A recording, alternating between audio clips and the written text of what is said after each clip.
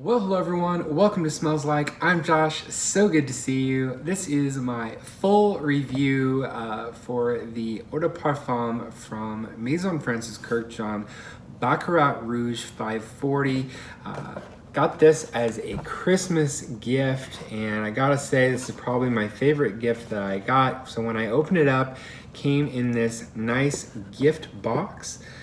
This was ordered directly from MFK in Paris. I'll talk a little bit about how to do that and the pros and cons to doing that in a minute, but this was ordered directly from MFK in Paris. It was sent DHL International Express and came in this nifty gift box. Open it up.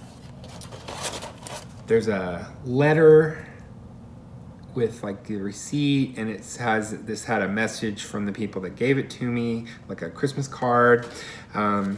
Also this little Christmas decoration with a Christmas tree on it. Kind of a nice touch. Says from Paris with love. There's also a little message, just talks about the brand. Each bottle comes with 2 samples. I got the Baccarat Rouge 540 Extrait de Parfum, which is the slightly higher concentration, more expensive version of this that I have. And then the Oud Extrait, because I really wanted to try that one. I hadn't tried any of the Oud Extrait versions from MFK yet. So set those aside for right now. Get to the main event here. Some tissue paper. And you open it up.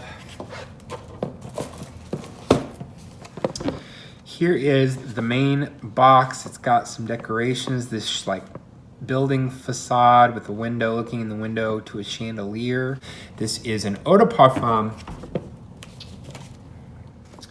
Open it up. And there's another box. Get rid of that. There's another box inside, just a plain white box that says Maison Francis Kurkdjian Paris with a pull tab. Pull it up, and there is the fragrance. So after all of that packaging, the bottle kind of seems small in comparison with the big box that you start with, and then a pretty big box that even the little fragrance is in. So by the time you actually get to the fragrance itself, it kind of feels small. This is a 70 ml. So their standard size is a 70 ml. So just over 2 ounces. In the United States now, this bottle retails for $300 US. It's got the MFK on the top. Here's the chandelier I was talking about. It's on the back of the sticker. Of the label, and I'm curious to know if that has to do with the Baccarat theme or if that's something that all the MFKs have. Again, I'd be curious to know that. Like I was saying, so this retails for $300 in the United States. You can get it at Neiman Marcus. However, if you go to the French version of franciskurkdjian.com, go to the perfumes, choose the perfume, go through and order it. This retails for 195 euros directly from MFK's French website. So if you order it on there, put in your US address, they will ship it for free. DHL International Express, at least at the time of this making this video, they were still doing it. But taxes and everything included, it was only $205.99 to get this sent. And I think it's kind of fun to get a package sent DHL International Express. You know, they come and have you sign for it and everything when you get it. So I don't know if that's something that they'll continue to keep doing. So let's talk about the fragrance. It was created in 2015. I believe, well, this was released in 2015. The original version was actually created for the Baccarat Crystal Company, which Baccarat is a French company that creates fine crystal, like jewelry. I think they also make crystal, like glasses, dinnerware, that kind of thing. So fine crystal, some of the finest crystal in the world.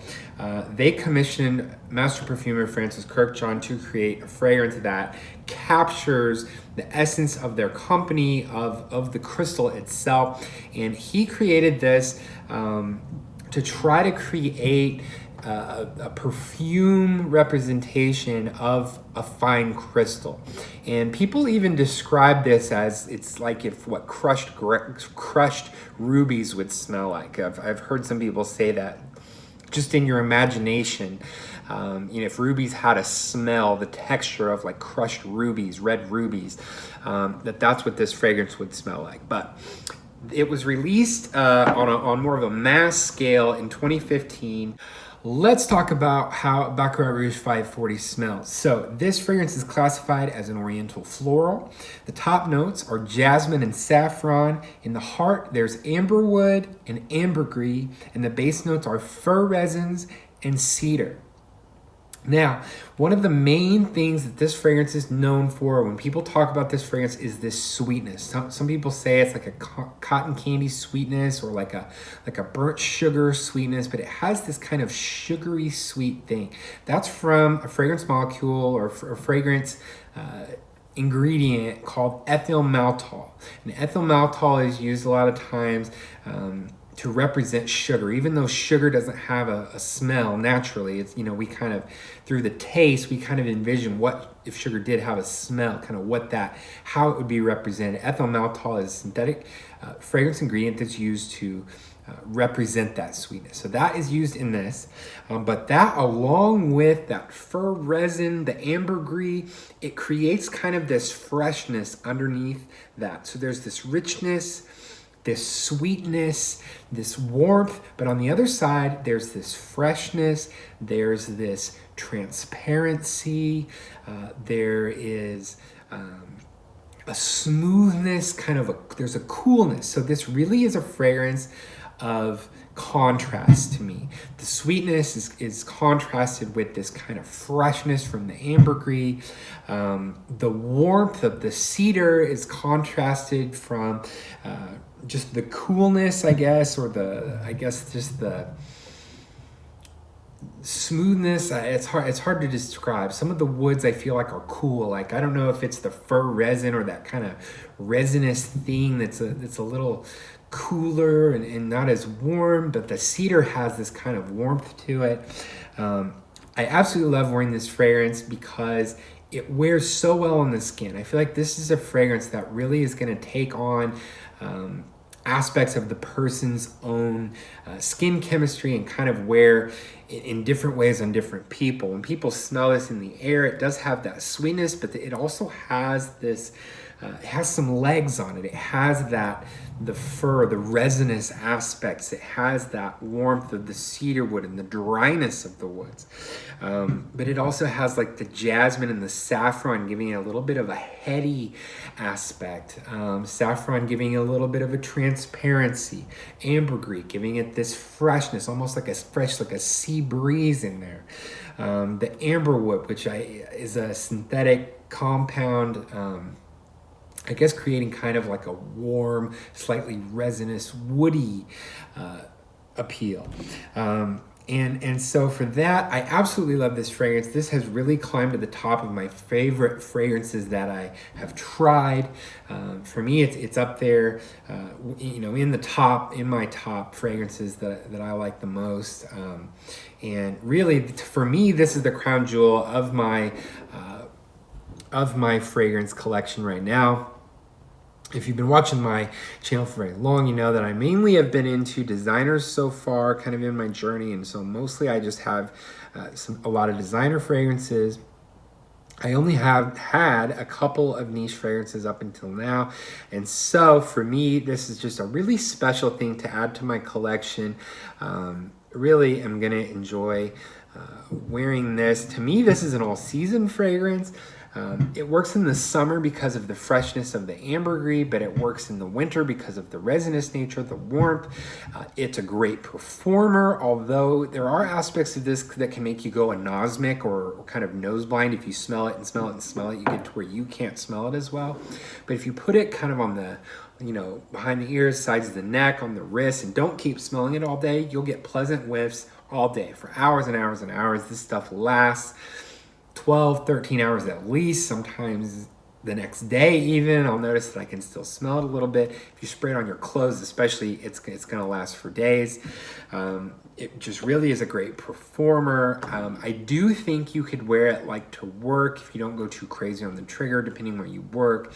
I think that it's just so pleasant that nobody's going to really be turned off by this. The only thing somebody might have a complaint is if they don't like sweet smells, if they just think it smells like cotton candy or just smells too sweet for them. That's really the only thing I can think of. But for me, the sweetness is tempered so well by the freshness of the ambergris that it never gets cloying to me. It never goes cloying, never goes cloyingly sweet. But it's not like a fresh fragrance. It really is super unique. And I've heard it said by others that this really is a master class in synthetics. That Francis Kurkdjian really used synthetics in a way that is so unique, that smells high end.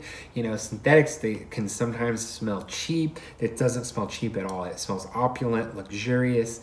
It smells expensive. And it really is just a real jewel of a fragrance and a favorite of mine. So, hey, first review of the year is in the books. Let me know your thoughts on Baccarat Rouge 540 if you've had much experience with them or others from the Maison Francis Kurkdjian line, the House of Kurkdjian. That's it for this review. Be sure to like the video if you enjoyed it. And if you'd like to do this again sometime, be sure to hit that subscribe button. And I'll see you right here at the Smells Like Fragrance channel for another video. Thanks so much for watching.